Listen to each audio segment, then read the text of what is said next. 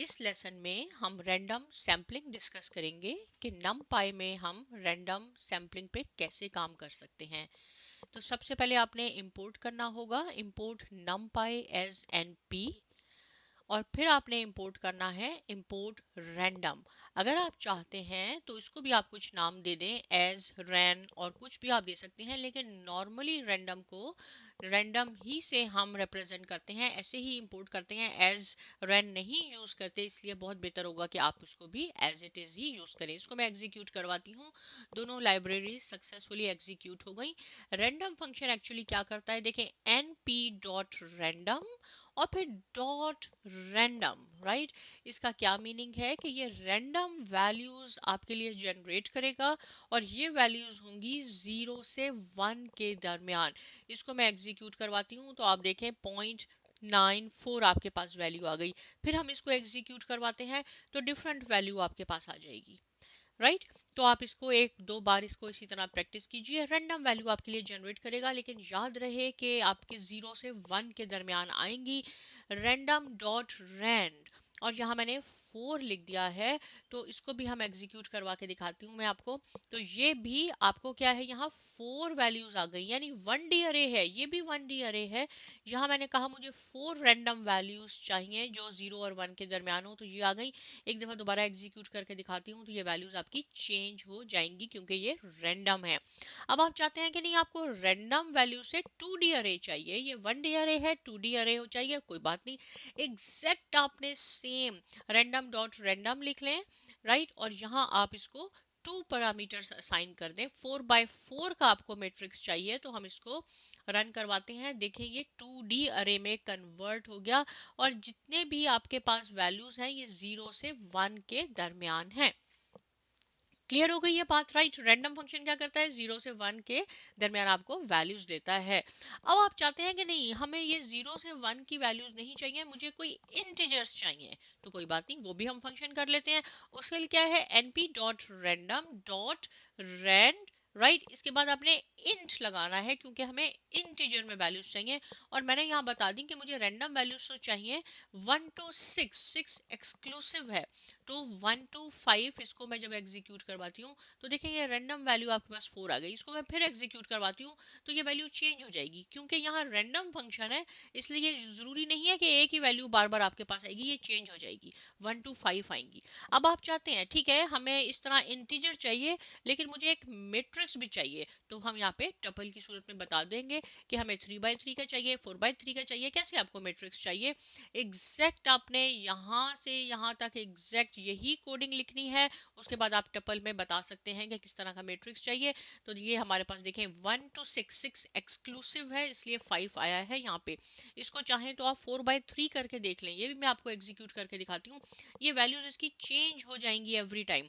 इसको मैं 4x6 का कर देती हूँ, ये वैल्यूज चेंज हो जाएंगी। क्यों चेंज हो जाएंगी, क्योंकि यहाँ रैंडम लिखा है लेकिन यहाँ पे अब हमारे पास इंटीजर्स आ रहे हैं। तो आप इसको बाय डिफॉल्ट क्या करेगा, रैंडम डॉट रैंडम आपको 0 से 1 देगा, लेकिन अगर आप चाहते हैं कि इंटीजर चाहिए तो आपने सिर्फ यहाँ इंट का वर्ड ऐड करना है और रैंडम डॉट रैंडम नहीं लिखना, रैंडम डॉट रैंड इंट लिखना है, राइट। अब आप चाहते हैं कि इसको एनडी अरे में कन्वर्ट करना है, तो आपको मालूम है कि एनडी अरे के लिए यहाँ हम 3 पैरामीटर्स देते हैं, तो वही 3 पैरामीटर्स मैंने यहाँ दिए, इसको हम एग्जीक्यूट करवाते हैं।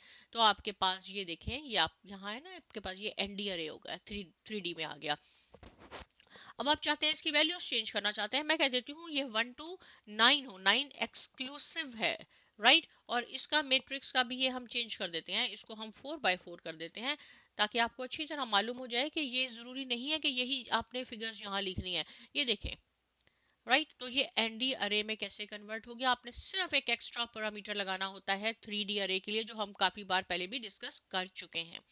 अब एक बहुत ज़्यादा इंटरेस्टिंग बात यह है कि आप चाहते हैं कि ये वैल्यूज जो हमारी जनरेट हुई हैं ये परमानेंट हो जाए, क्योंकि ये रैंडम है, इसको आप जितनी दफ़ा भी एग्जीक्यूट करेंगे ये वैल्यूज देखें चेंज हो जाएंगी।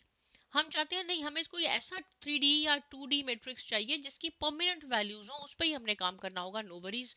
इसके लिए आपके पास सीट फंक्शन है, और सीड फंक्शन में यहाँ मैंने 15 लिख दिया। अभी मैं बताती हूँ कि इसका क्या कॉन्सेप्ट है। np.random.seed, ये वाला पोर्शन तो आपने एग्जैक्ट सेम लिखना है। आप 2D चाहते हैं, 3D चाहते हैं, जो भी ये चाहते हैं, आप इसको 2D में कन्वर्ट करना चाहते हैं, एक पैरामीटर यहाँ से हटा दें आप, राइट। तो ठीक है, अभी इस 3D की बात करते हैं। और सीड 15 मैंने लिखा है, राइट। इसको मैं एग्जीक्यूट करवाती हूँ। अब क्या है, ऊपर क्या था, ये सीट 15 जब नहीं था, तो मैं इसको जितनी बार भी रन करवाऊंगी ये रैंडम वैल्यू चेंज हो जाएंगी। सीट से ये फिक्स हो गई, देखें ये 151 है, ये 524 है। इसको मैं फिर एग्जीक्यूट करवाती हूँ, ये एज इट इज रहेगा आपके पास। इसने ये परमानेंट वैल्यूज कर दी। अब मैंने यहाँ सीट 10 कर दिया। सीट 10 से क्या होगा, आपके पास एक डिफरेंट आउटपुट आएगी 251। इसको हम दोबारा एग्जीक्यूट करवाते हैं, 251 ही रहेगी, राइट। अब हमने इन दोनों पे काम कर लिया, सपोज सीट 15 पे और सीट 10 पे। अब जाके फ्यूचर में आपने फिर सीट 15 लिखना है, आप इसको यहाँ एग्जीक्यूट कराएं, ये आपको वही देगा। देखें 151 जो मैंने आपको ऊपर बताया था। फिर यहाँ दिखा देती हूँ 151 252, ये एग्जैक्ट वही आपको इसने दिया। अब सीट 10 वाले आपने उस पे काम करना है 2D या 3D मैट्रिक्स पे, तो आप इसको दोबारा रन करेंगे फ्यूचर में, तो आपके पास वही आउटपुट आ जाएगी। इस तरह आप सेव कर सकते हैं। तो ये जो सीट 15 मैंने लिखा, अब आपके पास ये जरूर क्वेश्चन होगा कि ये सीट 10 सीट 15 क्या है।